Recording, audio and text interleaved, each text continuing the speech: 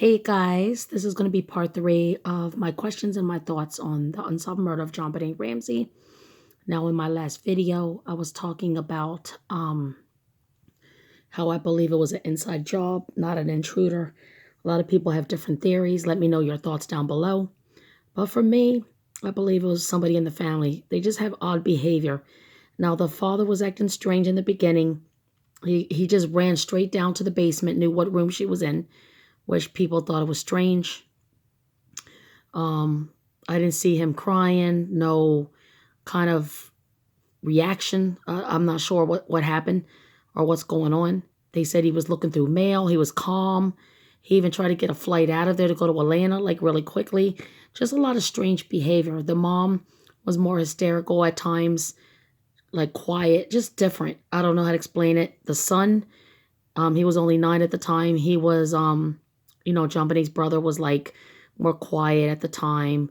He was jealous of his sister, didn't like his sister. He did not love her. He just didn't want to be bothered with her, never hardly play with her. He just stayed to himself in the room. He used to do strange things, and I will do a video on that next. But, yeah, it was just like strange, I don't know, strange behavior. They didn't want to cooperate with the police later on. They just went on CNN.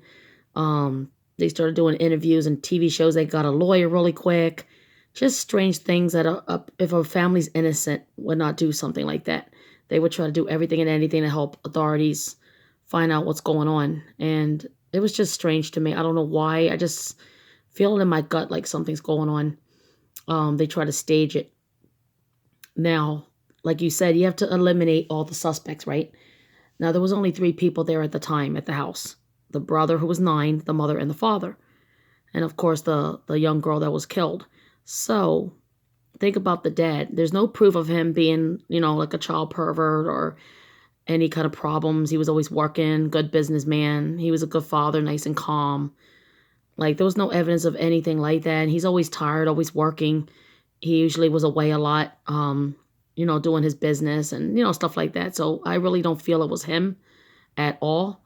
Then number 2, the mother seems like she's like just weird behavior, like her face, the way she talks, but she was upset a lot. They did give her medication and she was like crying off and on and locking all the doors and windows, protecting her son and just weird stuff. Like you could tell she was upset, but it seemed like she was covering up for someone. Now, if say for example her husband did do it, why would she want to cover it up for? Was she afraid of getting divorced and losing her family, losing the income, losing the house, her son? It could be anything. Like she could lose it all. So she could play it off and cover for him. That's what I think. Or if she did it, she's just covering up her own, behind, if you know what I mean. Or if the boy did it, which I have a lot of theories and things about him.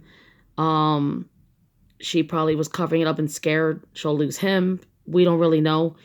I don't know what the true motive was. Like I said, if it was a real, like an intruder, like a stranger in the house, like a pervert, he would, really sexually assault this little girl, do stuff like, like a real killer usually does in a lot of cases. And she wasn't touched at all. They said she was penetrated with the tip of the paintbrush. So somebody just did it to stage it to make it look like she was assaulted because they knew if like if the brother did it in real life or the father, they will find DNA and they will be caught. I don't think the boy will know about that type of stuff. But if he did do it, the little boy, I mean, her brother at the time, if he did do something like that and it was him, think about it. Like, where would he learn that behavior from? Where would he learn that stuff from? So something's more going on, and I will talk about him more later. And my thoughts and my opinions. Like, this is just all theories and what I think. Like I said, nobody has evidence of anything. This case is still unsolved. Hopefully someday, God answers everybody and gets down to the bottom of it and find out what really happened.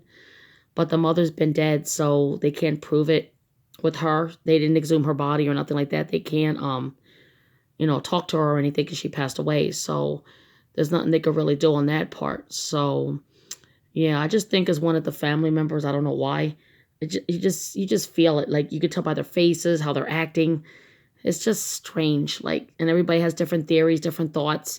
People are pointing the finger at the babysitter. I mean, not the babysitter, the housekeeper. Then they're pointing fingers at maybe it might be a friend or a stranger, an intruder. Weird characters came forward on the news saying they were the killer and they weren't.